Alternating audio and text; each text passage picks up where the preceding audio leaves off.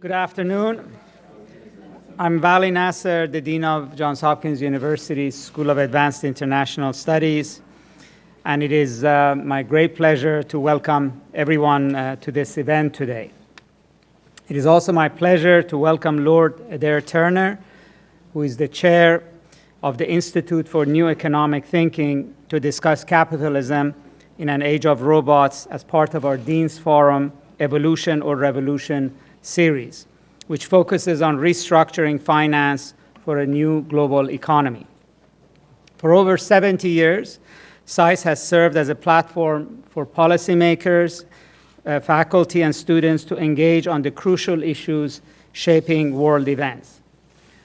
Today's event continues the tradition of dialogue by bridging opinions of leaders and practitioners in international business, trade, and finance with those of academics to share their experience with our students, faculty, and the broader community.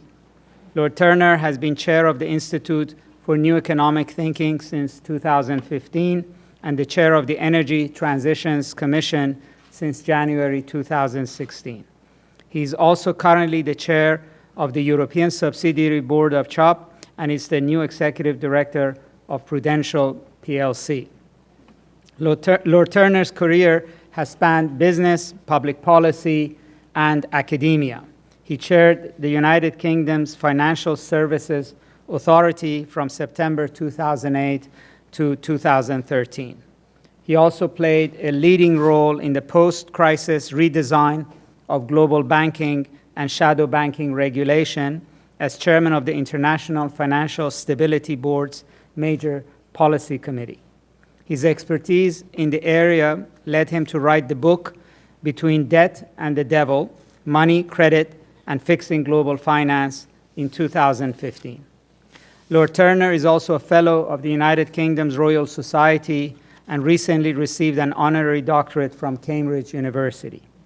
Today's event will be moderated by Dr. John Lipsky, the Peter G. Peterson Distinguished Scholar at the Kissinger Center for Global Affairs and Senior Fellow at the Foreign Policy Institute here at SAIS. We'll begin with the presentation by Lord Turner, and then Dr. Lipsky will join him for a conversation and question and answer. Please join me in welcoming.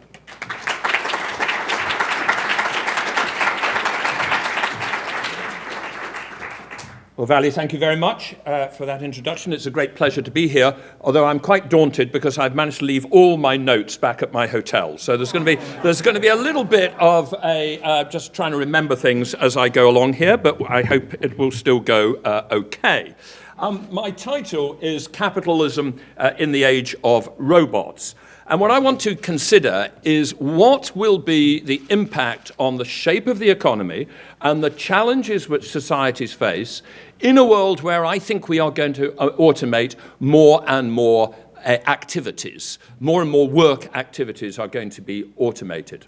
And throughout the lecture, I am going to use the word robots as a shorthand for any machine or process that automates work activities.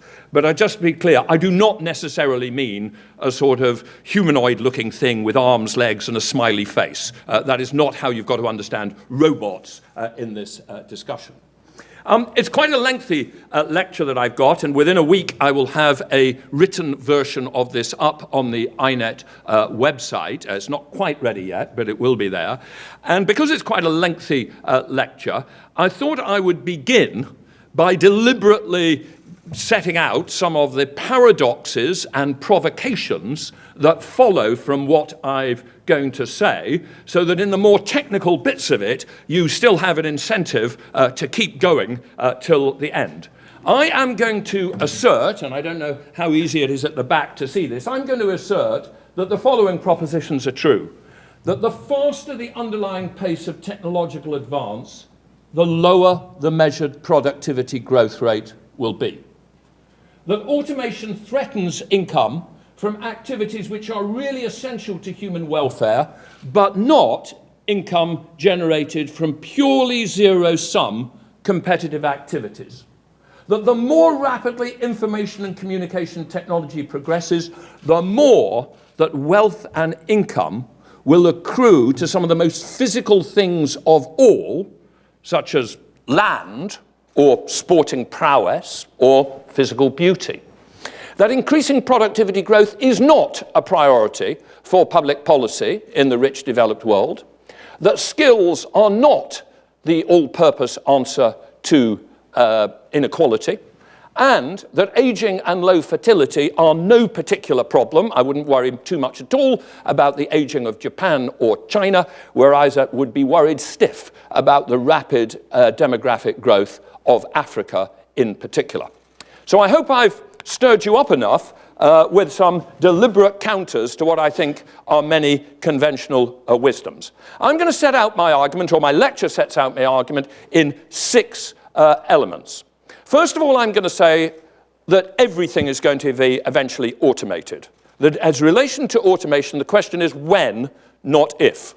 Secondly, I'm going to take what might seem like a bit of a detour, which says, but how do we then deal with the solo paradox, which is computers are everywhere except in the productivity statistics? If we're automating more and more of the economy, why do we see such low measured productivity growth?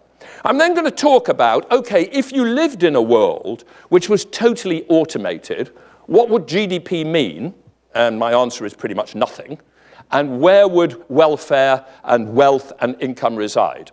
I'm then going to talk about the challenges for the advanced economies, and I'm going to say the fundamental challenge is probably relentlessly rising inequality. Then I'm going to talk about challenges for emerging economies, and the fundamental problem of what I call the old ladder of development destroyed, and end with some implications for economic theory. But depending how we're doing on time, I might finish at the end of section 4, leaving you with an incentive, therefore, to get hold of the written copy and look at sections 5 and 6, but very happy to take questions on that when we get to the discussion with John.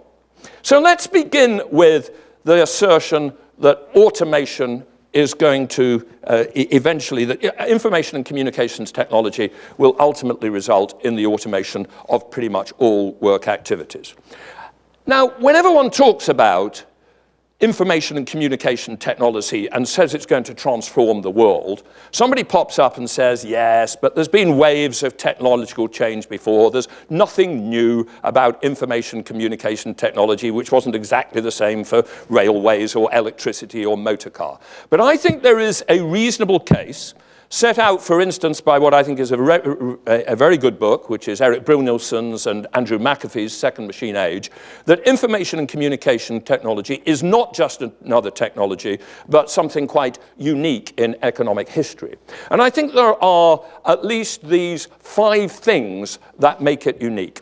First is the extraordinary process of hardware productivity improvement in the guts of the hardware system.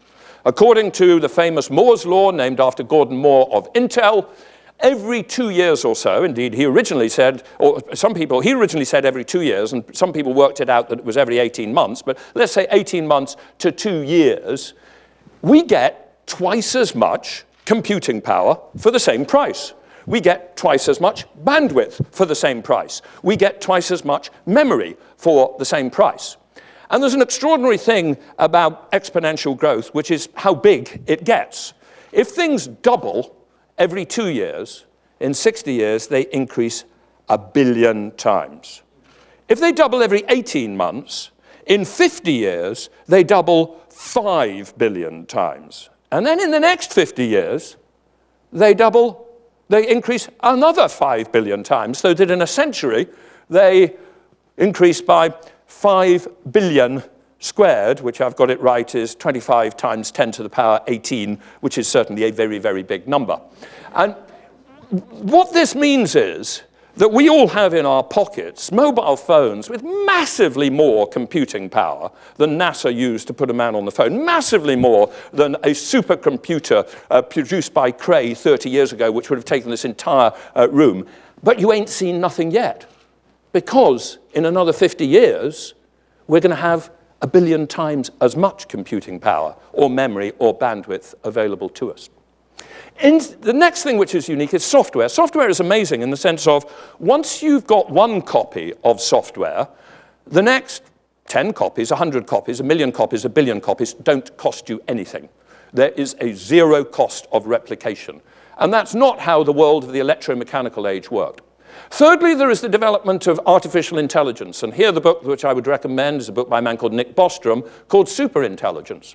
He basically argues that it is inevitable as computing power develops and as people try and help the development of artificial intelligence that we will eventually create artificial intelligence which is equally good as human intelligence, but also inevitable that the moment we get to that point, we will accelerate the progress. Because then we'll have something as clever as human beings trying to develop it further, but human beings that never get old, never get tired, that can work 24 hours a day, improving the intelligence still further, and so that a super intelligence is inevitable. Big data analysis is hugely powerful. The ability to take huge amounts of data and work out what it means, work out patterns that we don't know that we are even looking for. And machine learning. Before I really understood how robotics worked, I used to assume that if you were to automate somebody sewing a piece of apparel, you'd have to go through the incredibly tedious process of observing exactly what they're doing and writing the code to do that. You don't do that at all. What you do is you take the fingers of a computer through that process, and as it does that, it writes its own code. The code is written by the robot learning the physical process.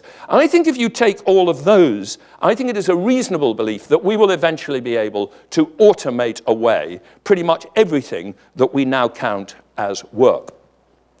But of course, that still leaves the question as to how fast does this occur and what activities in work get automated earlier and later in the progress. And here there's, I think, a very good piece of work by the McKinsey Global Institute called The Future of Work, which has tried to get to quite a close level of granularity in this analysis. What they start with, and you're really not going to be able to see this at the back of the room, because I can't see it at the back of that room, is a process of trying to take really granular capabilities of human beings and work out where we are on a sort of red, orange, green in terms of can we yet do that? What is the capability of a computer? So sensory perception is moderate. Recognizing known patterns is far advanced. Gross motor skills, that means the ability of a machine to pick up a pallet and move it around an Amazon workshop and put it in the correct place. That's far advanced. Fine motor skills, sewing something on apparel, that's less advanced. If you take that as the snapshot of where we are at the moment, you can then work out which type of activities are more automatable than others. And what this chart sets out is McKinsey's shot at how many of the hours performed in these different categories could be automated, and what are the number of hours of this type of activity in the US economy. So reading from the top, what you have is predictable physical, repetitive physical activities. 50% of that we could automate tomorrow with the technology we've got, and that accounts for about 18% of all hours worked in the American economy are essentially repetitive physical activities, doing the same physical activity again and again. Processing data, 81% of that could be replaced. 81% of that could be replaced, and 18% of the time in US occupations it deals with that. Processing data, 69% could be automated, and that accounts for 16%. And then down at the other end, you've got management activities, whatever precisely those are, but only 9% of those magically complicated managing activities can be automated by computers today, but they only account for 7% of all the hours. And once you've got that pattern, you can then morph that through to actual occupations. And what's interesting then is you get a hierarchy of the things which are highly automatable and the things which are less automatable. So essentially, they're saying that pretty soon, sewing machine operators, graders and sorters of agricultural products will be highly automatable.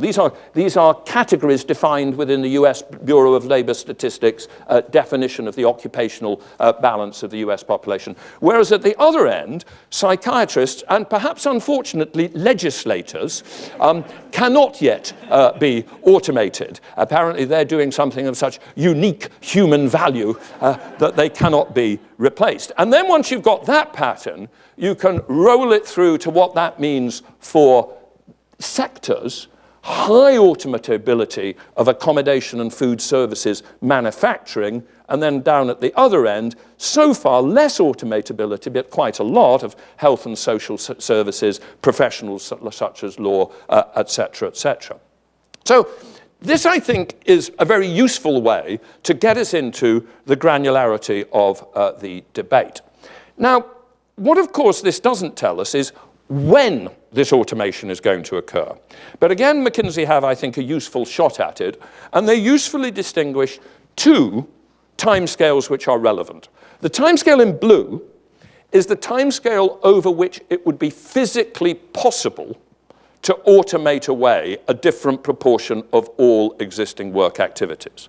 And they reckon that today it would be physically possible to automate away 50% of work activities, and that by about 2050 or 60, we will definitely, in physical possibility, have reached 100% or 95% or so. But they have a range of time periods over which that happen, where the technological optimists say it will all be done by 2035, and the technological pessimists say, well, no, it won't really occur till 2060. But the range of the people who thought about this is it 2030 or 2060? It's when, not if. And then the green bit is, well, when will it occur? When you allow for the fact that it always takes time for a possible technology to diffuse across the economy. It always is determined by what is the relative cost of buying a robot versus employing a human being, and the relative costs of capital and labor. So the fact that something's physically possible doesn't mean that it's economically optimal. And their shot of when that occurs is that the current work activities, and here you start at zero because you're starting with things which haven't yet been automated, that they could be fully automated under some scenarios by 60 years' time, but if not that, they will definitely get automated by 100 years' time. So the assertion I'm going to make is pretty much everything that we currently call work, where we get up in the morning and do something for which we get paid, could be replicated by some category of machine, and the question is when, not if, and it feels like it's more likely to be between 50 and 100 years' time than 300 years or 500 years' time. And the question I want to ask is, suppose that is true, suppose that that's where we're heading, 50 to 100 years' time, and suppose that we're steadily heading in that direction so that we get sort of a bit closer to that over time. What follows for the nature of our economy, for the degree of inequality, for the policies that we need to deal with that changing environment? However, before we get to that, I have to take my detour. And my detour is to deal with this question of the solo paradox.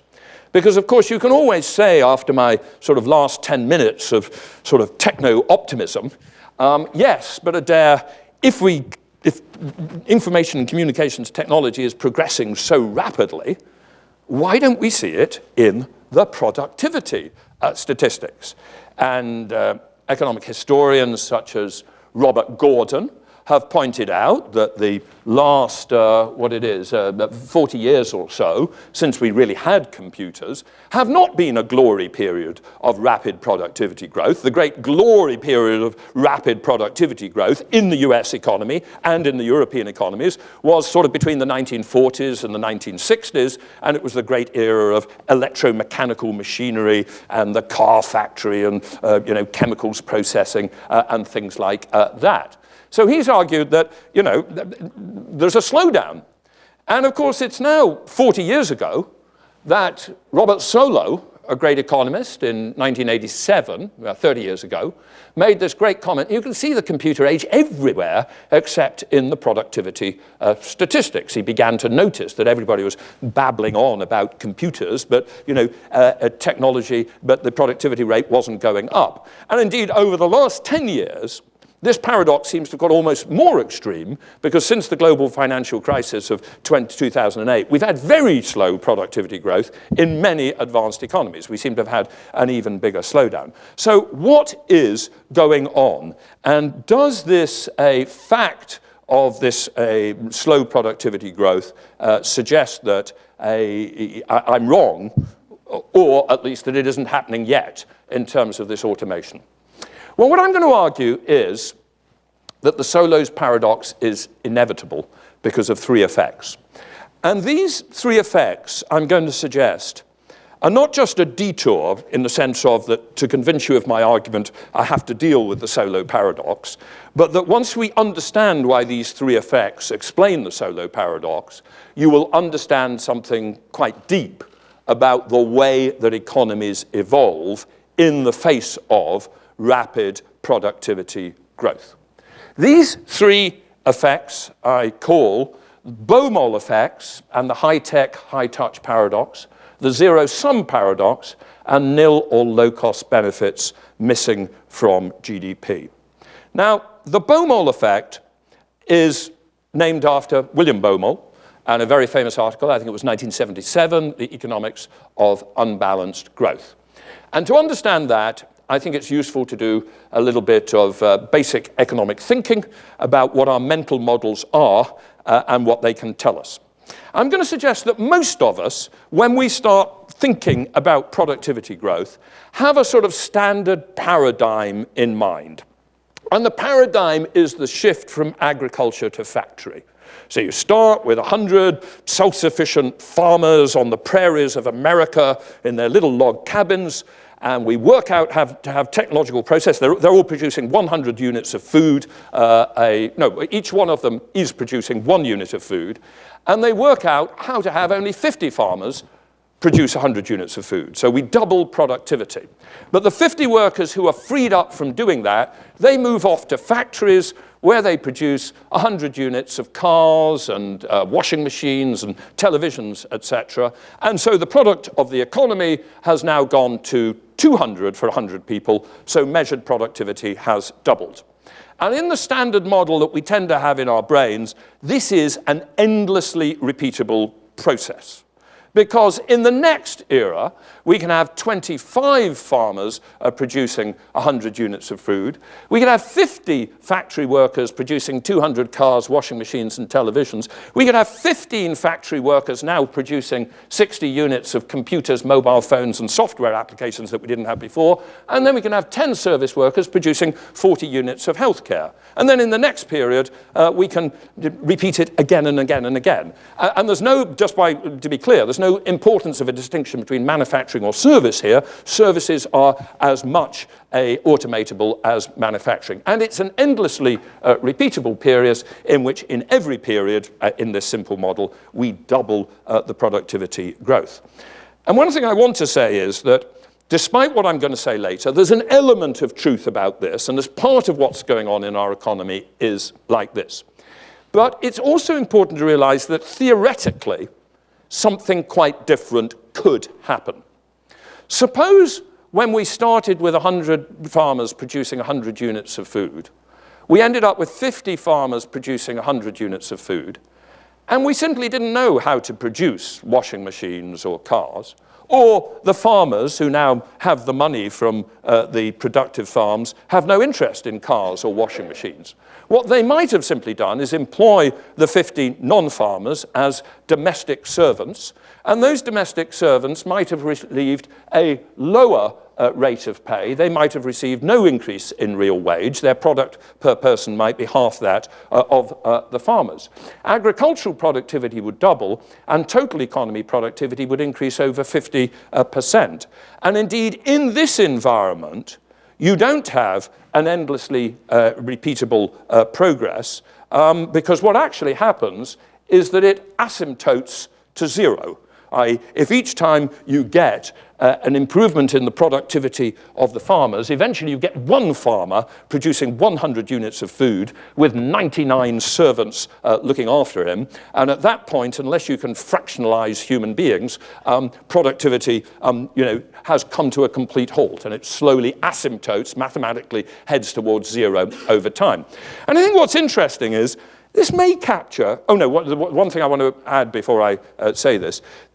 What I've shown is this with relatively low-paid domestic servants. But this effect can also work with some quite high-paid non-farmers as well. The 50 farmers could produce 100 units of food. They could have 45 domestic servants paid half as much of them, but you could have 5 artists and singers and priests at the temple and other highfalutin, highly paid activities, which, however, were themselves not subject to productivity improvement over time. So the non-productivity improving sectors of the economy could be high paid or low paid, and you'd still get the productivity asymptote to zero. And the thing I want to suggest is that this may not be a bad description of what happened in the first agricultural revolution, which occurs in Assyria and Mesopotamia in the Fertile Crescent of what is now Iraq in about 8,000 years ago. We achieved a breakthrough in agricultural productivity, as we moved from hunter-gatherers to settled agriculturalists. But a few centuries, 2 millennia later, most people were no better off, because all of the surplus of that agricultural revolution went into the hands of an upper class who then spent a lot of money on domestic servants or on people building pyramids or on priests at the temple and artists and people who provided those sorts of services to them. Now, we tend to believe that that sort of spurt of productivity, and then it ceases, won't occur in our modern economy. And we're probably partly right as that, because what we've created is a set of institutions of scientific R&D and innovation and research and entrepreneurship, which means that the moment we've automated one thing or improved productivity in one thing, we start searching for what we can do elsewhere. And so it's highly likely that we won't just come to a halt in the way that we did in that first agricultural revolution. But the point I want to make is that the balance between the standard model and this Baumol effect model does not just depend on the automation potential in the newly emerging economic activities. It doesn't just depend on whether we're clever enough to work out how to automate the new activities. It also depends on two other things. The impact of the productivity increase on income distribution, which is in part determined by asset ownership. And if a large part of the increased income from productivity accrues to already rich people who've already got as many cars and washing machines as they want, but who have a limitless desire to give parties at which people serve for them, you may get a proliferation of low-paid service jobs rather than a further increase in productivity. So it depends on the income distribution, and it depends on the consumption choices of the winners from the initial productivity spurt. So basically what I'm arguing is that it's quite possible that you can have incredibly rapid productivity growth in one sector of the economy, and what we see is a proliferation of jobs in low-paid service activities. And it is that which brings down the average observed productivity growth rate, even though in the productivity improving sectors of the economy, they're improving even more than before. Now, are we seeing this effect? Well, I think we are seeing this effect. I would like you now to look at this extraordinary example of 21st century technology in London. This is what is called a Deliveroo driver. And he is willing to, or he or she is willing to deliver your pizza using that incredible state-of-the-art 21st century piece of technology called the bicycle. And this person is paid very, very little money, basically above the minimum wage, and those sort of jobs are proliferating. They're proliferating, as we can see from the Bureau of Labor Statistics, which I think is the best source of labor statistics that I know in the rich developed world, or anywhere in the world. And one of the things the Bureau does is every 2 years it does look back at where jobs have come from in the economy, and it lists the 10 biggest growth categories of jobs, and it forecasts what will be the 10 biggest growth categories looking forward over the next 10 years. And it's been pretty accurate in the past. And I want you to notice what the growth categories are in this incredibly high-tech age in which everybody's becoming a computer programmer. They are personal care aides, home health aides, food preparation and servicing workers, customer service reps, cooks, restaurants, and construction labourers. And every one of those is paid well less than the median annual wage. And you have to go down to number 14 before you get people like software developers, software developers and application developers. I think we are seeing a proliferation of these relatively low paid and, at least initially, difficult to automate jobs. And indeed, we're seeing it even in environments where labor is incredibly cheap. This caught my eye recently, which was an article in the Economist magazine, where they were talking to a manager in a tea packing factory, and they just got the arrival of a crate with a piece of automatic packing machinery.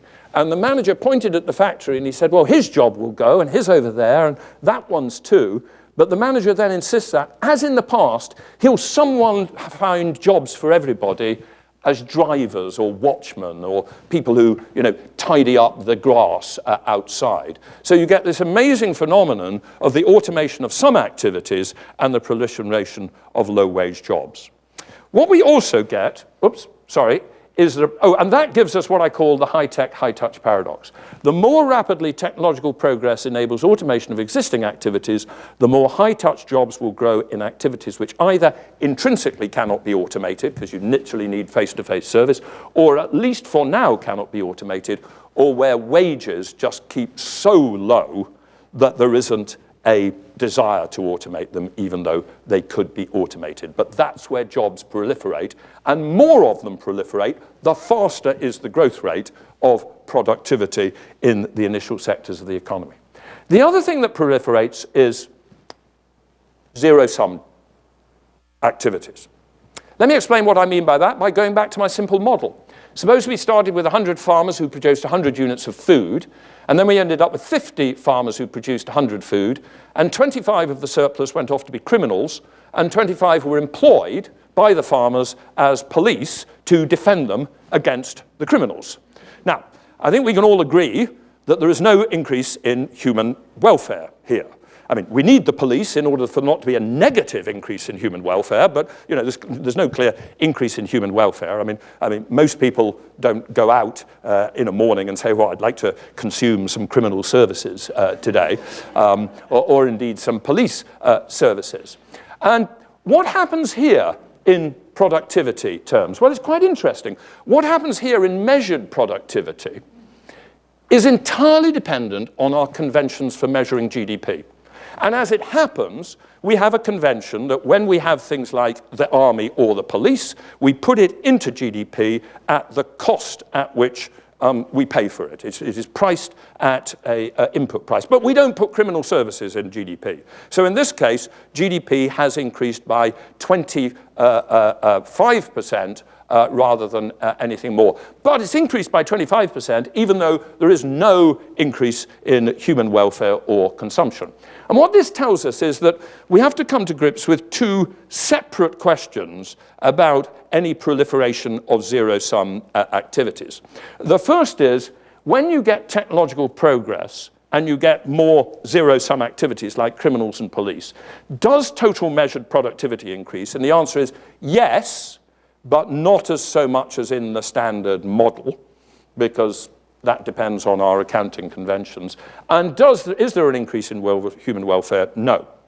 Now, you might say, yeah, okay, but there's an increase in these criminals and police, but does this really happen in the real economy? Well, what I want to suggest is that a quite remarkably large amount of activities and a lot of pretty highly paid activities are, in a sense, zero-sum on their impact on human welfare.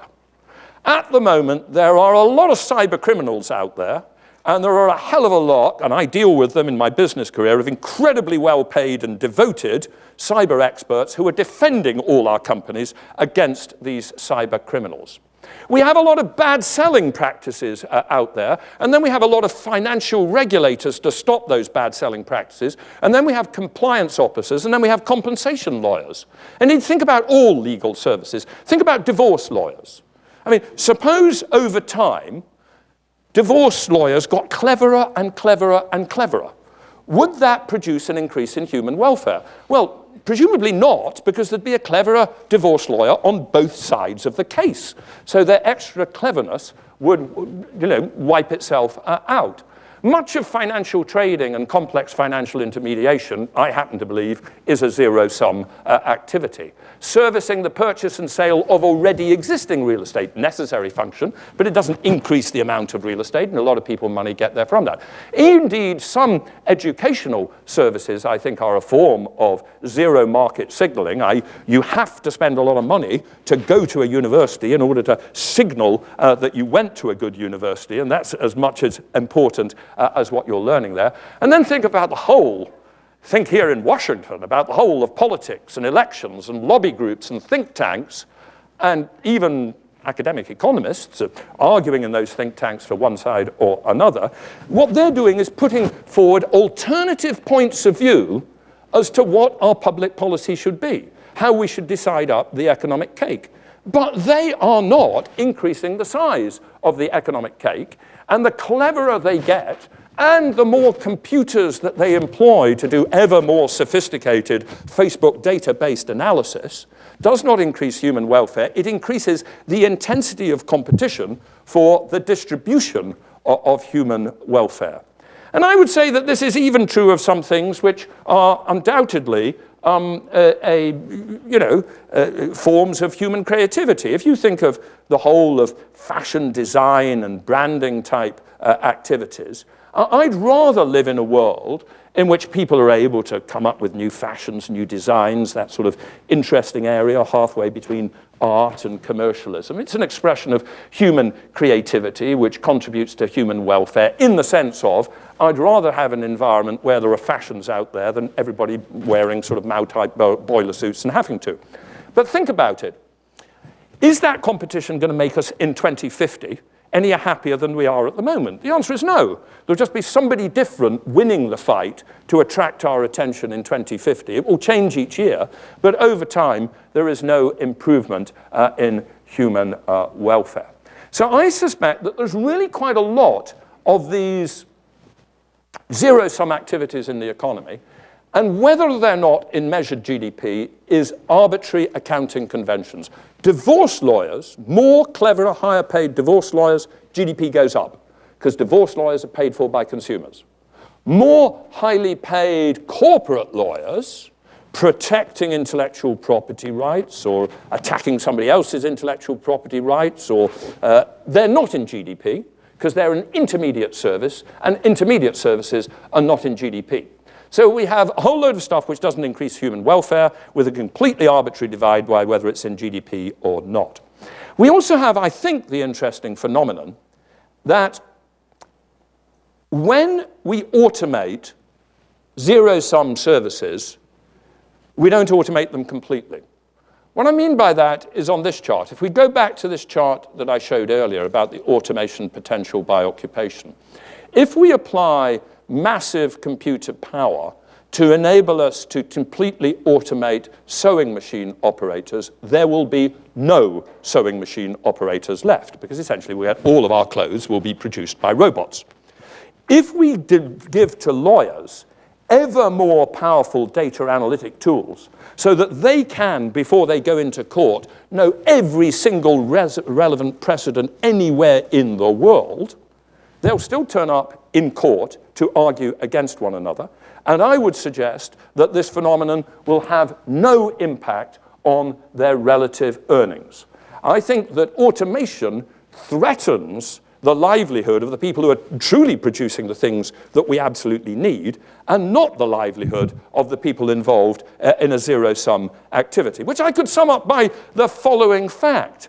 Computers now, for 20 years, have been able very, very easily to beat even the very best grandmaster in chess in the world. But the world's top chess players now earn over $1 million per year. And if in 2050 robots can routinely beat Manchester United, I don't think that's going to make any difference whatsoever to what we play top soccer players. Zero-sum activities, competitive game activities, are much less susceptible to automation than the things we really need in life. So I have another paradox. Rapid technological progress could eventually automate away almost all of the activities which are truly essential for human welfare, while supporting increased intensity of zero-sum competition for relative income status, so that zero-sum activities account for an increasing percentage of employment and measured output over time. In a world where robots do everything, we'll all still have jobs, but they'll all fundamentally be zero-sum competitive jobs for how we divide up the output of the robots rather than stuff which is actually producing welfare in itself. And this suggests an interesting thing, that one thing that keeps the rate of productivity down is that we find things to do. 80 years ago, almost, a very clever man, John Maynard Keynes, in a beautiful short article, Economic Possibilities for Our Grandchildren, gave a rather similar account of the future to one I'm giving now, and said that in 2 or 3 generations' time, i.e. about now, it would be quite possible for us all to work only 15 hours a week, but to enjoy a cornucopia of goods and services which were unimaginable in 1929. And of course, it hasn't come about. You know, we haven't got that amount of leisure.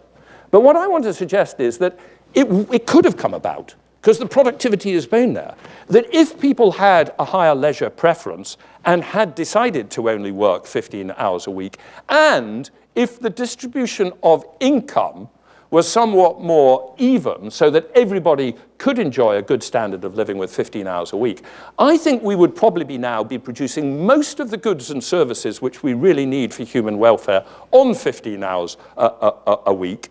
And we would have a far faster rate of measured productivity growth. But what we would be doing, what we have done, is we found things to do. We have created all sorts of ways to compete with one another in elections, in financial trading, in legal services, competing who's going to get what share of this cornucopia from productivity improvement. We've got individuals who can't choose to work for 15 hours a week because they're not paid enough to do well enough out of 15 hours a week.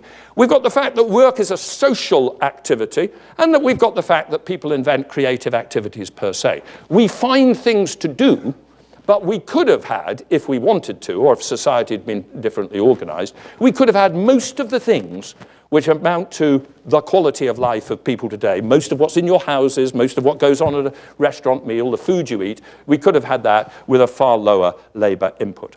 Now, so far, I seem to have been telling a pretty depressing story, in the sense of, you know, we get this amazing technological advance, but we find things to do, we have lower measured activity, we do lots of things which are of no particular value to human welfare, they're just like sort of poker games between one another. But the third effect, you might be a little bit more optimistic about.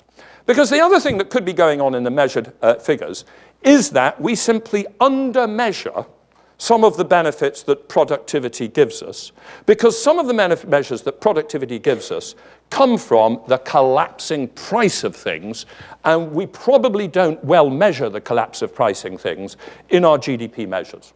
So imagine that sometime in the next 100 years, a very small group of very clever scientists create a wonder drug, and we all live to 100 very healthily. We all die at 100, that's fine, but up to 100 we live very good jobs. No more Alzheimer's, no early deaths from children, no middle-aged deaths from heart attacks. I'll even say, you know, everybody's still playing tennis up to 98. Undoubtedly, a massive improvement in human welfare. How would it show up in measures of GDP? Well, how it shows up in measures of nominal GDP depends on how we organize the drug delivery process. If we organize it in the standard way that America organizes it, with private development and then a period of patent protection, you have a period of research and development where whether or not the expenditure there is in GDP depends upon rules on capitalization of research and capital development, and they're a little bit fuzzy, but that's not the key thing. You then get the patent protection period, where this stuff is being sold at a high price, and quite a big chunk of revenue enters nominal GDP at that period. But when you then get the end of the patent period, the price collapses, the contribution of this to nominal GDP collapses, and in the world that I'm imagining of robots, this manufacturing process is so automated that steadily over time, the production of this wonder drug becomes a minuscule, eventually an almost zero part of nominal GDP. By 2100, this incredibly important thing for human welfare, if you look at the nominal GDP figures, is absolutely minute because we're paying almost nothing for this drug. How does it stay up in real GDP? Well, whether it turns up in real GDP depends exactly what the national income accountants do at the end of that patent protection period. If they realize that there has been a massive fall in the price of a very valuable human welfare benefit, and they put that into the measures of the GDP deflator with which they convert trends in nominal GDP into real GDP, then we will have, by the end of the century, quite a lot of real GDP growth. But what if they get that wrong? What if they just don't adequately allow for falling prices?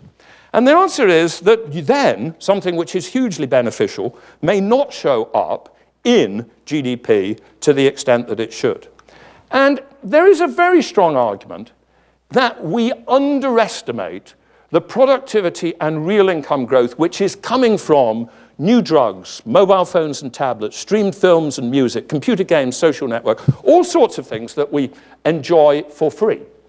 And indeed, Marty Feldstein has spent some time looking at the way that the statisticians allow for price falls in these categories of activity. And his conclusion is, the result is that the increase in real incomes is underestimated, and that the common concern about what appears to be the low growth of average household incomes is misplaced, since these low growth estimates fail to reflect the innovations in everything from healthcare to internet services to video entertainment, which have made life better in these recent years.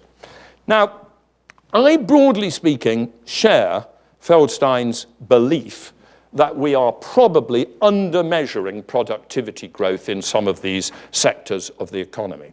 Where I'm a little bit less willing to accept Marty's point of view is that phrase at the element which have made life better during these years. Because I think we have to realize that there are two separate issues raised by Feldstein's analysis, two separate questions. The first question is, do low productivity growth estimates fail to reflect super rapid productivity growth, falling prices, increasing quality, and innovation in specific products and services? And my belief is the answer is almost certainly yes, and that's part of why we end up with the solo paradox. But if you ask a second question, does this mean that human welfare improvement has been understated? I think it depends on different areas. I think if we're understating the productivity improvement in the development of new life-saving drugs, then the answer is definitely yes. But is it the case that a world where children have endless, ever more sophisticated computer games, more and more sophistication for the same price each year, mobile phones on all the time, social networks on all the time, is that a better standard of living for children than the one that they enjoyed 20 years ago? It's not obvious to me that that is the case. And I return to the fact that you have to ask two questions. One, is productivity measures reflecting productivity, underlying technological productivity growth? And two, is improved GDP, appropriately adjusted, actually delivering greater happiness and utility? And the answer is there could be slightly different answers to those questions. So my overall belief is that when you add up the Baumol effects and the high-tech, high-touch paradox, the zero-sum paradox, and the nil or low-cost missing benefits from GDP, you can explain the whole of the solo paradox. And in the formal version of the paper, which I put on the web, I have a little appendix which does a little piece of calculation, which will set out little parameters of a model which illustrates that you can have an environment where underlying productivity growth is actually quite high and growing from 2.25% to 2.5%, but where measured productivity growth will be 1.7% and going down. So I don't think there is a solo paradox in the sense of that we haven't really got productivity growth. I think what we've got is dramatic productivity growth in some sectors of the economy, either in some cases undervalued or offset by the proliferation of Baumol-type activities or zero-sum activities. Now, what does that mean for the shape of the economy in the long term? What does the economy look like? Does an economy even exist? Let me make a few points about this. The first is to return to the point I just made, that we have this standard assumption inherent in our economic thinking that technological advance drives productivity improvement all the way across the economy, which shows up efficiently in GDP measures of output per hour worked and per capita, and that per capita then produces a good measure of improvements of human welfare. And what I want to suggest is that up till 20 years ago, both of those steps in the logic were imperfect, but they were sort of good enough. That when we were moving from factories, farms to factories, broadly speaking, productivity growth was showing up in GDP. And that as we were moving from $1,000 per capita to $10,000 per capita, as is happening in many parts of the developing world today, and people are for the first time getting, piped sewage systems and washing machines and dishwashers and cars and the ability to have a paid holiday at the beach, that in that period of time, increase in GDP per capita is a pretty definitive increase in human welfare. But that increasingly over time, this relationship becomes, both of these relationships become more imperfect in the face of information technology and the proliferation of zero-sum activities, and becomes more imperfect as incomes rise and basic needs get satiated. What does that then mean for what the economy means in the far future?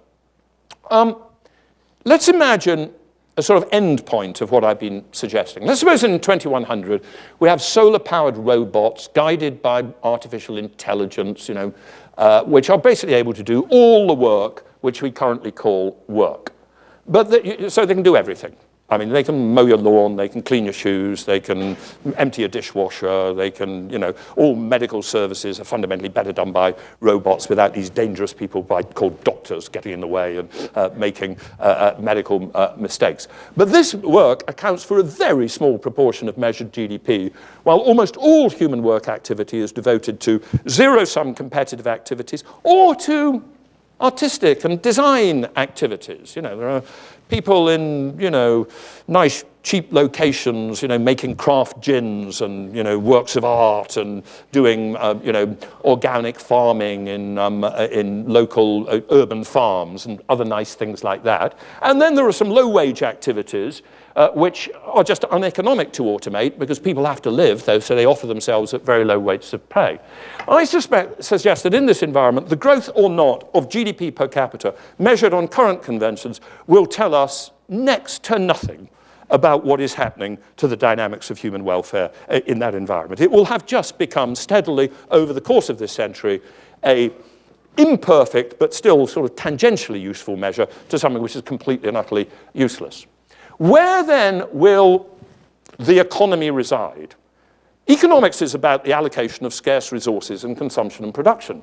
So if we haven't got scarcity because the robots are doing everything for us, do we have even an economy? Well, I think we still do have an economy in the sense of there are money incomes, there is wealth denominated in money. There are some people who have more money than others, and that determines who gets what share of the goods and services.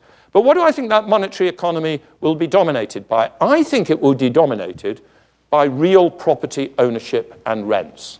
I think land and real property will be worth a lot because everybody who has money income, however derived, given that we've got a sort of limitless cornucopia of washing machines and food and clothes, we'll devote a very large percentage of our income to competing with one another to live in the nice parts of town, and we will drive up the prices of the nice parts of town. I think there'll be a lot of income will be from intellectual property rents. That will, of course, depend on the legal conventions that we apply. But if a very small number of people in the course of the 21st century have been able to make those wonder drugs or to program the robots to produce all of this stuff, if they have managed in that process to assert an intellectual property right, they'll be sitting on enormous streams of IPR rents. There's probably be a lot of value in subjective brand values and rents. People who just have the ability to make clothes look a particular way or to convince you that perfume X is just the one you want to buy. Those people will be paid a lot of money. And there'll be a very high incomes of a very small number of people, skilled or lucky in IT, in subjective value creation or zero-sum competition. And we'll also probably pay enormous amounts of money for inherently physical skills like the ability to kick a football around or to be a really beautiful supermodel. And this is the irony of it. This income distribution will determine the distribution of the consumption of scarce positional goods or status goods. And I think we're, in a funny way, heading to this already. And let me, in particular, illustrate it in relation to this issue of land. If you pick up UK national income accounts and look at the bit about UK wealth, national assets, there's a rather interesting phenomenon been there for the last 18 years, which is that what the national income and accounts called non-produced assets, non-produced wealth, is growing far faster than produced assets, produced wealth. What are these non-produced wealth? Well, they are essentially 99% land.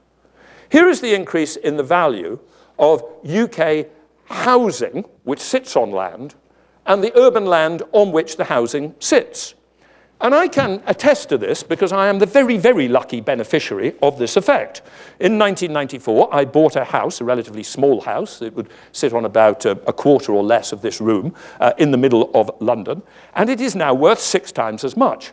And I can tell you the fact that it's worth 6 times as much has got nothing to do with me putting in some central heating or a new piece of double glazing. It's entirely a dramatic increase in the value of the land. And this isn't just the UK where this has happened. If you look at Thomas Piketty's figures, now I'm sure that all of you have heard of Thomas Piketty's Capital in the 21st Century. I'm sure that some of you have a copy of Thomas Piketty's Capital in the 21st Century. I think some of you, but I suspect a relatively small number, will have read all 800 pages of Thomas Piketty's Capital in the 21st Century. But I have. I've read it all. And what is really interesting, when you look at Thomas Piketty's figures, his famous charts for capital in France or UK or anywhere else, and he points out this amazing movement in the wealth-to-income ratio, what Piketty himself does not stress is that pretty much all of that increase in wealth to income resides in the blue area there, which is land.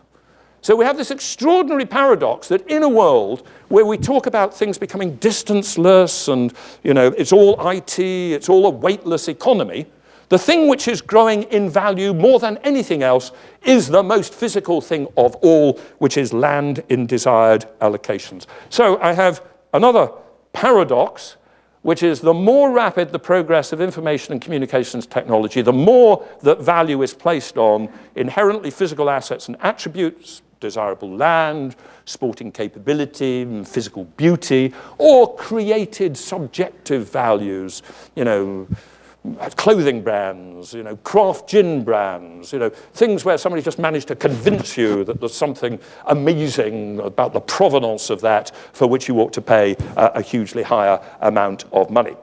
So, if all of that is true, and I will finish with that, I won't deal with the last two, what are the challenges in public policy for the advanced economies? Well, I think the fundamental challenge is inequality. I think if we go back to the fact that we're going to automate away activities, we are going to automate away a lot of activities. And we're going to automate away quite a lot of middle income and low income activities, and that's going to depress the income of those people even more. Now, some people faced with this say the problem is going to be there won't be enough jobs to go round. I don't believe that, because I think we can always create new jobs. I think there are some very bad arguments about how we can always create new jobs. When you get a businessman involved in this debate, they will say completely irrelevant things like, well, my company is in IT, but I've created 100 new jobs, so I'm creating more jobs. Well, that's just a nonsense argument because it's not taking account of the fact that in the whole sector that they're involved in, their IT-intensive business is getting rid of other people. That's a bad argument.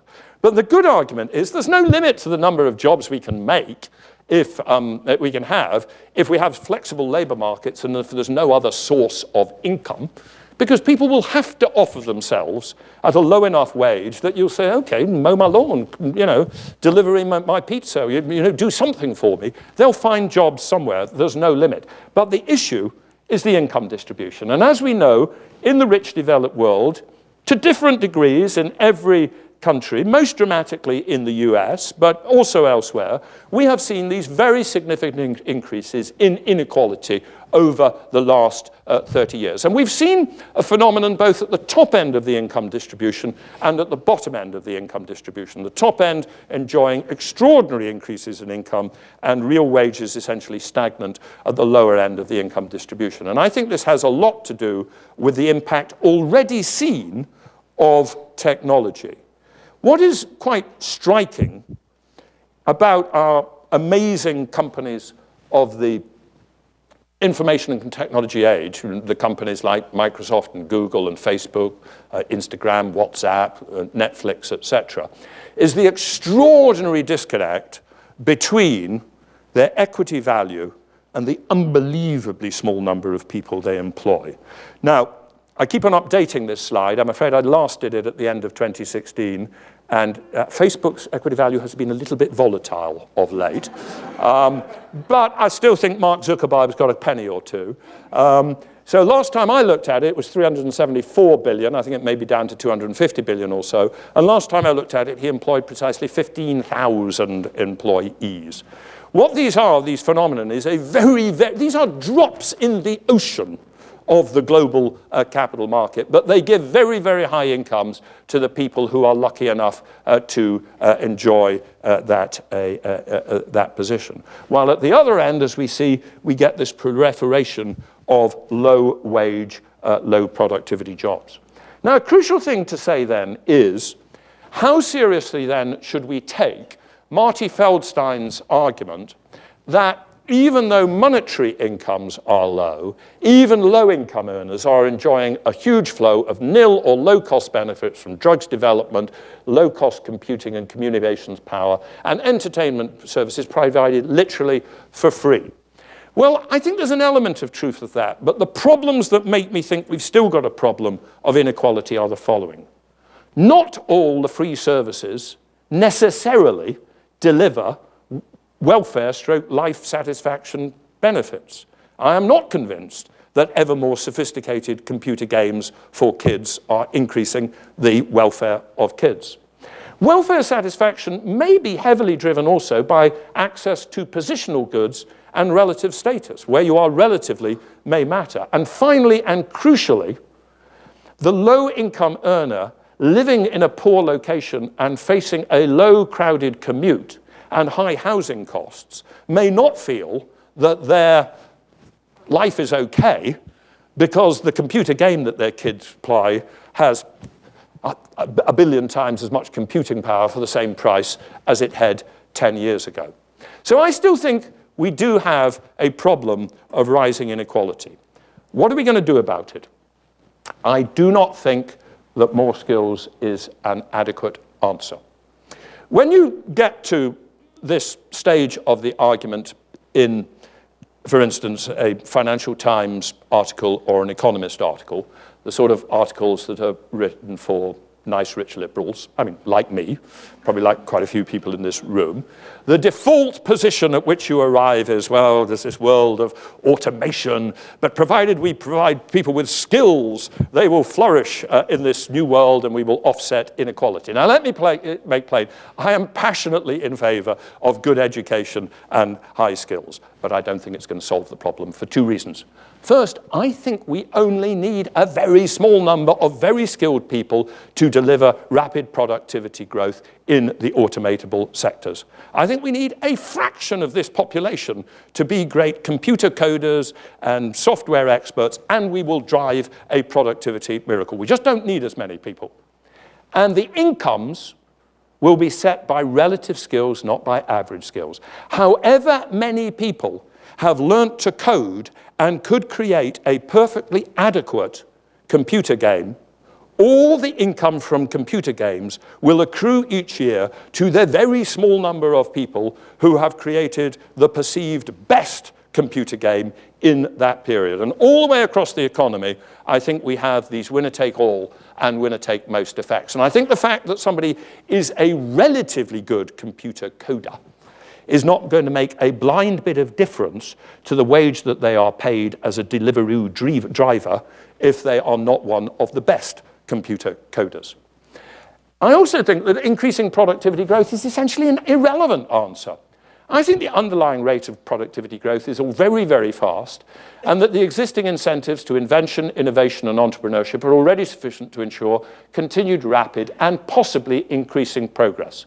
And that the faster the underlying productivity grows, the lower the measured productivity will be as low-wage, Baumol-type activities progress. So I think if you think that the answer to this is more rapid productivity growth, I'm suggesting that's just an irrelevant answer. So if not that, what should we do about it? Or should we do anything about it? One argument for doing nothing about it has been put forward in an interesting book by a man called Tyler Cowen. Some of you may know him, in a book called Average is Over. And Cohen is deliberately put forward a sort of dystopia. It's, I think, to a degree, a deliberate provocation, but I think not entirely. What he fundamentally says is, the world is going to get more and more unequal.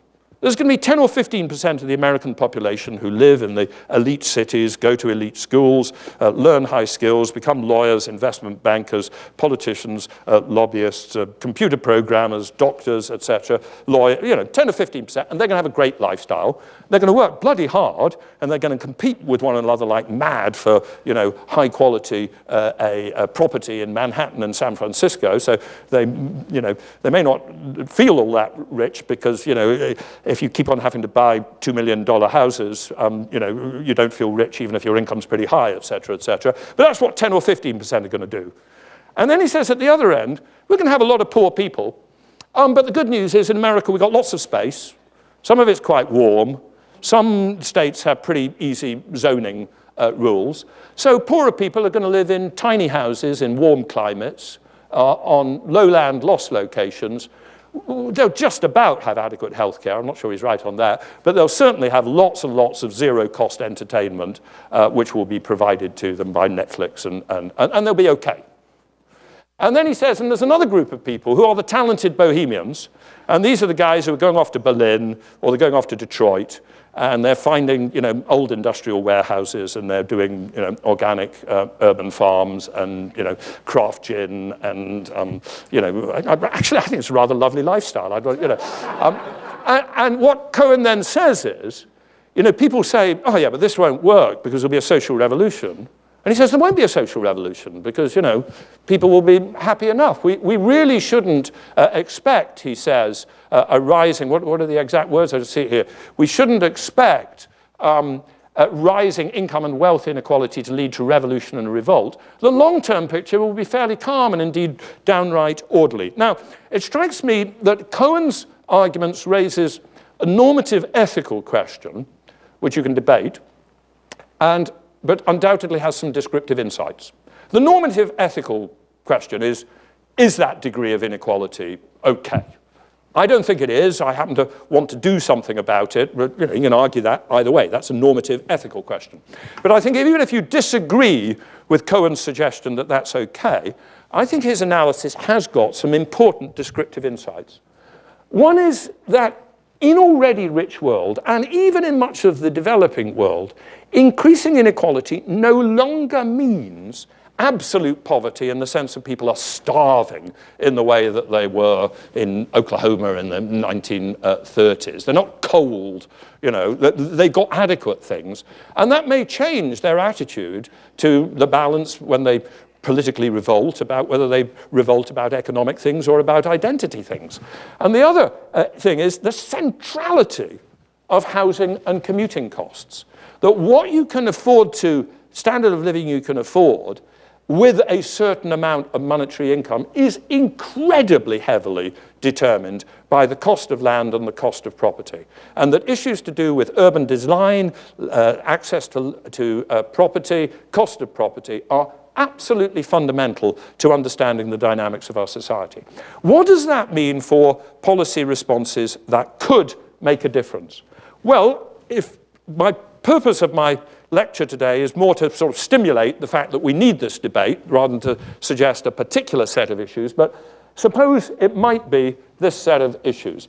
We might want to have, though I think there's pretty little likely of this occurring in the US political system, redistributive taxation on real property wealth, capital gains, and inheritance. I think we should argue for a significantly less favorable treatment of intellectual property rights. I think we're heading to a world in which more and more income is going to derive from intellectual property right rents, and I'm not sure that that's a good idea. I think, intriguingly, urban design and urban development to make multiple cities and as many parts of cities attractive places to live so that you can have a good lifestyle, even with a low monetary income, are important. I do think we have to debate universal basic income to provide adequate monetary income for people who won't get it from the labor market, or alternatively, the provision of high quality public goods, healthcare, education, shared public spaces. And I think we've got to adequately pay for basic services. Some of the things that we're seeing is this explosion of face-to-face service jobs, home healthcare jobs, social care jobs. At least in the UK, however, what we've done is we've competitively outsourced those from the public sector. We have driven down the wages of those, and we've made that part of the low-paid gig economy. I think we've got to stop doing that and pay people for those face-to-face service jobs adequately. And there are some favorable developments which, if they occur, would be great. We should have increased leisure. We should have an increased focus on artistic design and craft skills. I made fun of those bohemians in Detroit and Berlin, but I think that's a rather good development. Oh, and by the way, I think low fertility rates and falling working age populations probably mean that Japan is going to find it easier this to deal with than countries with rising populations. All of which I think suggests that, intriguingly, although we've solved the problem of production and productivity is soaring already, we've got some very, very tricky challenges ahead. And indeed, these challenges may be more difficult than solving the problem of production, which unfortunately is not an original thought. Because one of the really frustrating things I've discovered in life is that every time I think I've had an original thought, John Maynard Keynes got there 80 years ago. And 80 years ago, John Maynard Keynes said in Economic Possibilities for Our Grandchildren, thus, for the first time since his creation, I'm sorry that Maynard Keynes was a bit sort of gender specific here, but let's assume that that means his or her creation.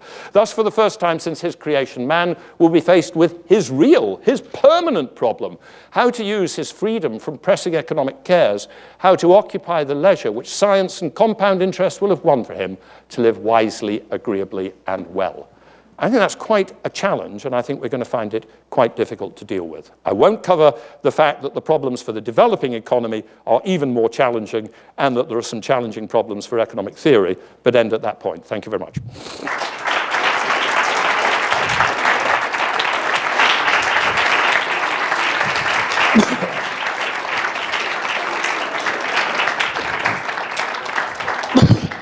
Thank you.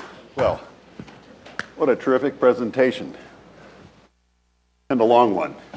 So In the long run. Yeah. we certainly wouldn't want to have missed any. And we could, I'm sure that stimulated a lot of questions, a lot of, we could have a discussion easily as long as the presentation. Yep. But we have a time limit. So I'm going to try try to move this quickly. Okay. And you'll all secure in the knowledge that in just a few days, the text will be available. on these. You're in light of your last comment, you're not going to rename this the Institute for Old Economic Thinking, are you? Interestingly, at the very first meeting of the Institute for Economic Thinking in King's College, Cambridge, a point of pilgrimage for Keynesians, yes. In April 2010, we had a debate entirely devoted to the relative merits of Hayek and Keynes. And people did point out the irony that we were starting our Institute for New Economic Thinking with a detailed look at two very fine, and they are both fine, both Hayek and Keynes, economic thinkers. It's true. It's often sobering to look and it's sobering to look at how, as you said, yeah. that they've thought of it. They thought of it a long time ago. And I'm not going to claim that your thinking on this subject is overly influenced by the fact you grew up in the UK, yeah. where, if I remember, every year the Times Sunday magazine had a publication of the 100 richest people. Do they still do that? They do, the Sunday Times Rich List. When I lived in London, it was remarkable. 1/4 of the 100 richest Britons listed their occupation as landowner. Landowner, yeah. Whereas if you went to the United States and read the Forbes 400, they were inevitably either the founders of companies or the founders of companies so large you'd say they founded an industry, or their immediate heirs. So a slight difference. Though I think if you were to look at Chinese figures today, a hell of a lot is land as well. I mean, the aggregate figures show that wealth in land dominates. And I think even in societies which are different from old societies like the UK, we are seeing these very significant accumulations of land value. A very non-trivial point that a lot of the change in income distribution does represent that. That brings up a broader point, and again, we could go on, but I'm going to limit myself to just a couple questions and then a few from the audience, and then we'll be out of time. Certainly, the concern with income inequality has grown with the growth, the apparent growth in income inequality in the developed countries, not just here, but pretty much everywhere. And I don't know if you would agree, the lack of economic theory, ex-ante economic theory that would have predicted it. In other words, we are looking backwards to say we hadn't anticipated this, and now how do we explain it? How do we do something? As always, as I like to say, ex post explanations are never quite as satisfying as ex ante explanations, right? But let's go straight to the issue of technology and the way you have portrayed it. One more quick comment. You talked about you referenced Solo's quite clever comment. But of course, he made it in 1987. 87, yeah. The response was Paul David's Computer and Dynamo, published in 1992, that said basically, Professor Solo, Bob, you're a very clever fellow, but you don't know much about how productivity actually works in the real world as opposed to in your econometric models. And Paul David said you're about to see a surge in productivity growth from network computers, right? And that's what happened, right? So was David wrong because it was so short, I think what was interesting is, as often in economics, several things are going on. I think David correctly pointed out that technologies always take time to diffuse. It takes time before computing. Initially, you had word processors, and people just did 15 drafts of a letter rather than they used to satisfy themselves with one draft. But you still only had one letter at the end. It's a set of absorbing activities to start with. And he, from economic history, had looked at the way that electricity had diffused in the economy, and that only when it came out of streetlights and began to sort of automate the factory did. Now, and I think therefore the Paul David thing correctly managed to forecast the spurt which we did see in productivity, more in the US than elsewhere, in the sort of 1993 era, and the era where Alan Greenspan was talking about it. But I think what's interesting is when you look back at that, that turned out to be relatively brief. I mean, it sort of lasted 10 years, and then it petered out again. So if you were to sort of now come back and say, okay, let's compare the last 25 years with the previous 25, you'd still have the solo paradox there. The David thing was a correct description, and that's what I believe is going on, that he correctly forecast that these technologies would start diffusing and start having a very, very big impact on productivity in some sectors of the economy, but that doesn't undermine the fact that the crucial thing is where do the people move to? And the crucial thing I'm saying, which is the Baumol analysis, is in order to understand productivity growth at the aggregate economy level, you have to keep asking not simply what is happening to available productivity growth in the activities which people are currently doing, but to which activities are those people going to shift? And if they shift to relatively low wage and initially unautomatable activities, you may get incredibly rapid. I mean, we are seeing incredibly rapid productivity improvements. You know, it was mentioned by Valley. I'm on the board of Prudential, major insurance company. I can tell you the opportunities that we're looking at to take human beings out of back office processing are absolutely enormous. Exactly. And we're going to see lots and lots of people coming out. I mean, for instance, so it gets to the issue of the developing world, I think the whole of the call center is a phase of human employment which is going, right? I don't think we're going to have call centers in future because I think we're going to have automated bases which are better and more efficient and make less errors and are less susceptible to mis-selling claims and et cetera, et cetera. So I think we are now seeing what Paul David said, these network cluster effects, but I think they're being offset by the Deliveroo drivers and the Baumol type activities. That's my hypothesis. Indeed. But also one of the David insights, if you will, for shorthand, is to perceive the productivity gains, you have to install the investments. Yeah. You have to make the investments. So if you look, for example, I was looking at the McKinsey report of earlier this year that you mentioned, and as they pointed out, at present, we're experiencing a period of job-rich and productivity-poor growth. Yep. They ascribe it, I'm sure you're familiar with their calculations, 60% of all sectors have lower productivity growth than they did 10 years ago today. 50% of sectors have declining capital relative to hours worked. And only 5% of all sectors today are producing accelerating productivity growth. In other words, my first response is, of course, we've gone through a period of very low business investment. Yeah. So why would you expect to see productivity gains from low investment? My hypothesis is this isn't a cyclical effect. This is, in Larry Summers' terms, a structural effect. I don't think business investment is low because of, short-termism or tax effects, etc. I think it's low partly because capital goods are very, very cheap. I mean, if you go back to my chart on Facebook and you do a calculation which said how much investment was required to make Facebook.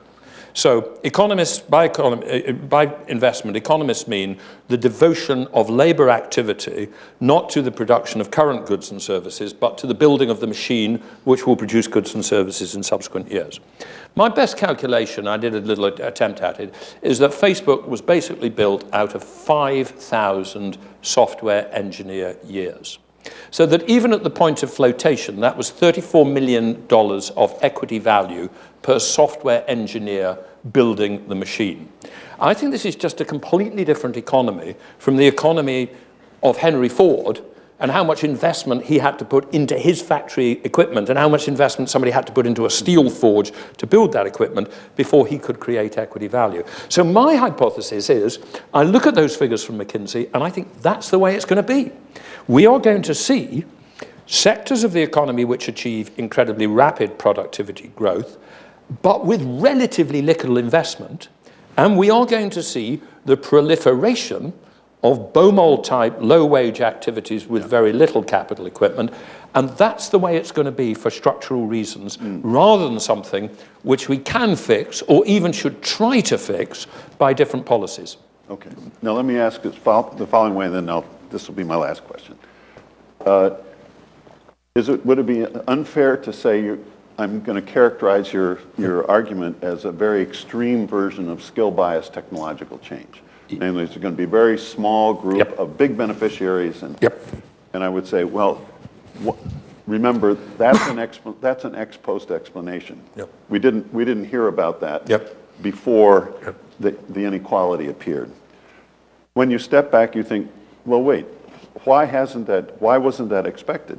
Because in the past, you would say, technology made the stupid smart and the weak strong.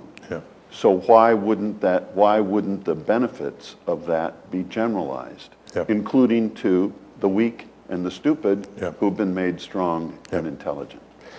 Well, I mean, that's part of my argument that this technology is different because it's just more radical possibilities for automation. I think it's also partly that to a degree we are reaching quasi-satiation in some categories of basic goods and services, and that in that environment, if we wanted all to have 10 mobile phones and 8 cars and 22 washing machines, we would be observing huge productivity improvement because in the production of those, productivity is being achieved. But the areas where we are achieving productivity growth, we're just reaching the limit of how many of these we can possibly want. I mean, and so I think that's what's going on. And I think that's very different from the 1950s and 60s. I think in the 1950s and 60s, America is still taking people off the farms, putting them into factories, and those factories are producing washing machines, dishwashers, new kitchens, new bigger houses, cars, for the first time that people have ever got those. And there's just a huge demand for all of those things, all of which can be automatable. But I think, partly what's going on here is a change in the nature of consumption patterns over time relative to our ability to produce these things, really, really fast.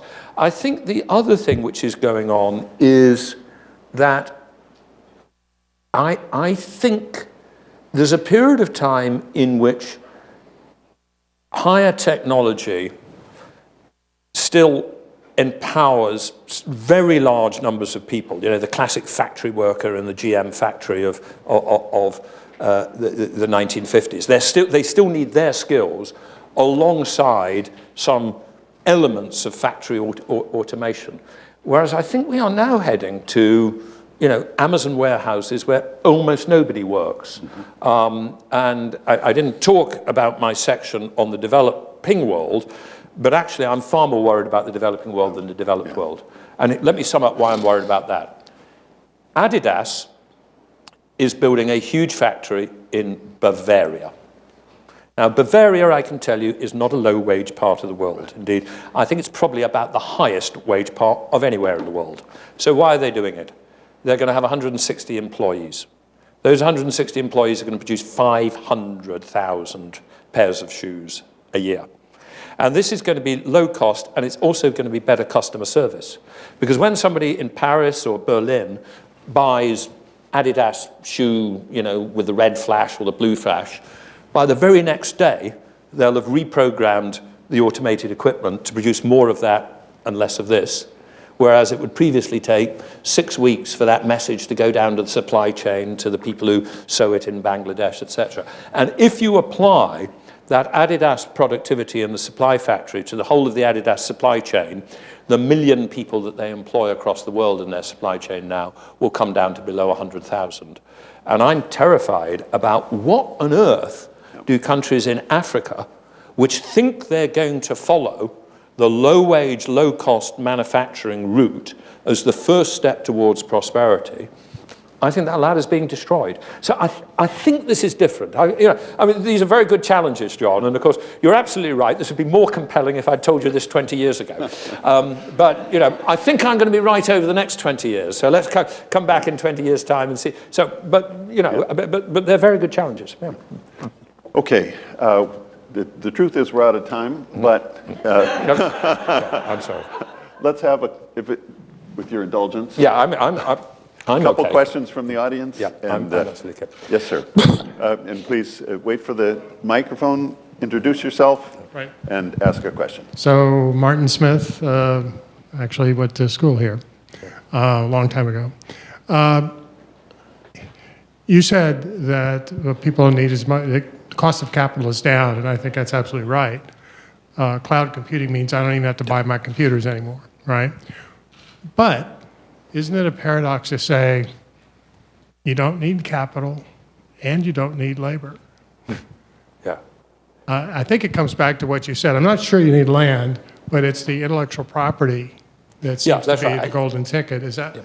Yeah, correct? look, I think it's very interesting, this, and I think we're struggling with the theory as what should happen to returns to capital labor in which, we have plenty of labor around because we keep on automating existing activities, so there's lots of low-wage labor.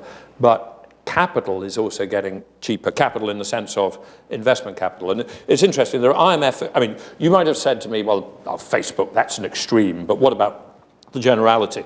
There are figures from the IMF a few years ago that showed that the average cost of plant and equipment has fallen, the price has fallen by 25% relative to the general price level. So capital goods are getting cheaper, and they're getting cheaper because they're ICT intensive, right, exactly, and because software is cheap and cloud computing is cheap.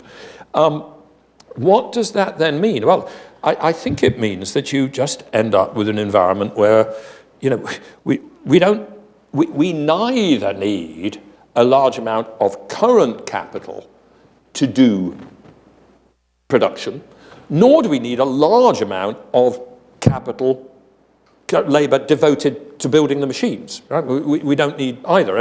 You could imagine another environment where we've envisioned these fantastic machines, but first of all, we've got to do enormous amounts of labor activity to build those machines. But that's not like this. We've got a vision of machines which will increasingly build themselves. And, honestly, I think we're just getting to terms with what this means. But I do think that, ironically, and this is the paradox, that it increases the value, it seems to increase the value of locationally specific land. It undoubtedly increases the value of intellectual property rights or of network externality effects. Facebook is a network externality effect. Everybody uses Facebook, at least till about 3 days ago, because everybody else uses Facebook. And if everybody else didn't use Facebook, you wouldn't use Facebook. It's a sort of completely circular network externality. And those clearly give huge returns, but intellectual property gives huge returns. There is a very big issue as to whether America has overprotected intellectual property. The tendency of the change over the last 25 years is to extend the possibility of patenting to things where you wouldn't have thought. At one stage, I think Apple tried to patent the swipe thing that switches the phone off. And this is not an intellectual property right. You can't say something's an intellectual property right if I think of it 3 seconds before you think of it. An intellectual property right has to be something where you've devoted some effort and some scientific research to doing it. So I think a lot of value will reside in intellectual property right, and we've got to decide how much we want. But I think there's a very good argument for reducing intellectual property right protection rather than increasing it. Go ahead.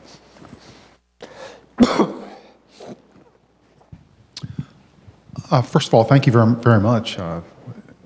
Very intriguing and compelling lecture, and I look forward to the point 5 and point 6 on your lecture as well. Hopefully, it'll be as compelling as and in person as well.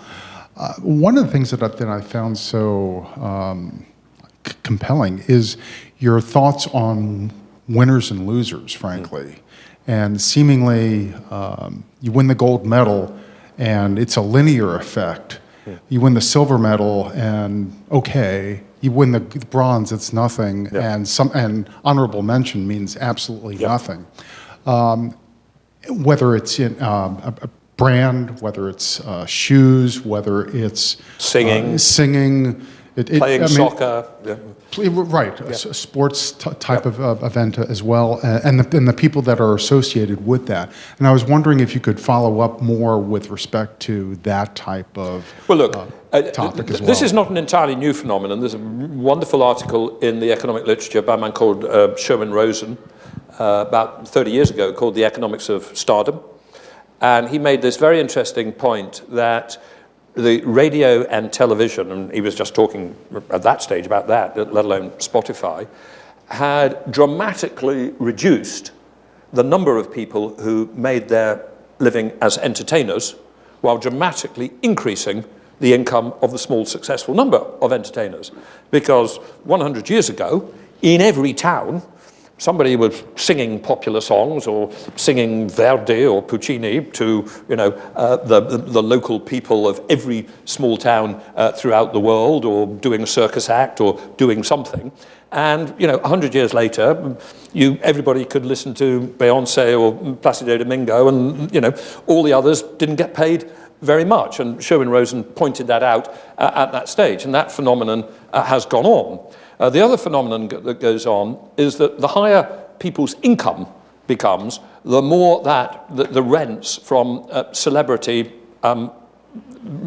fandom, having fans.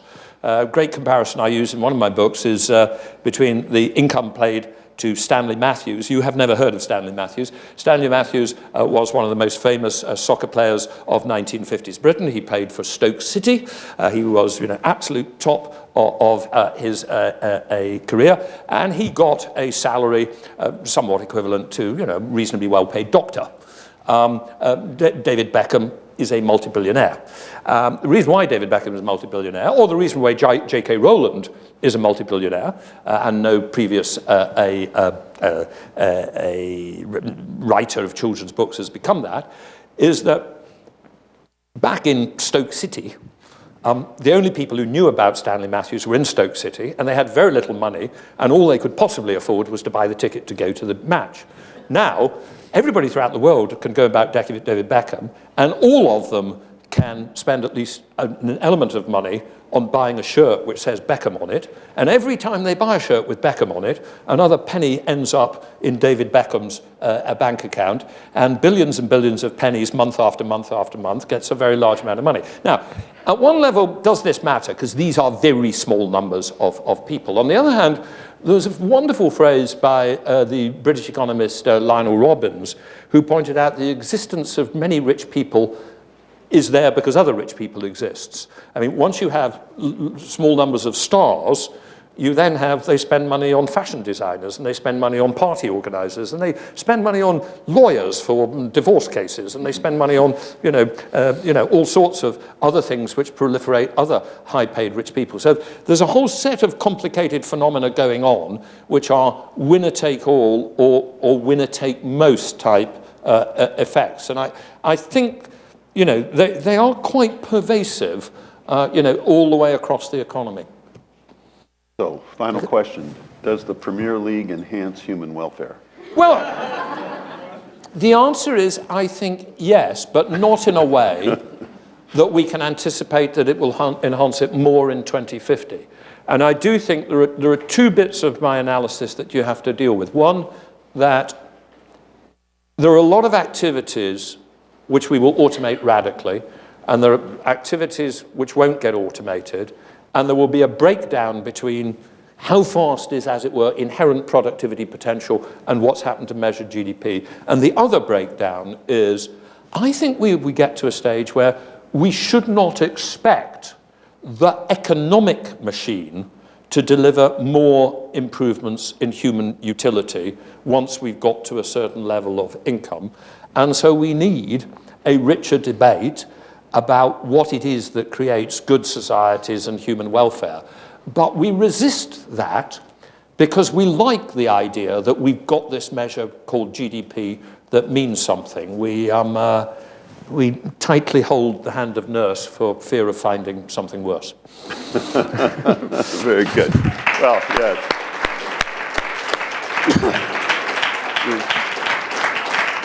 You've preempted me, but I'll say it anyway to thank Adair Turner. Well, thank you very much for indeed. taking the Sorry I time went to- on for so long. Oh, no, as you could tell. The folks loved it, we did, and we're greatly honored that you took time out of your busy schedule to join us and to share this with us. And thank Great. you again.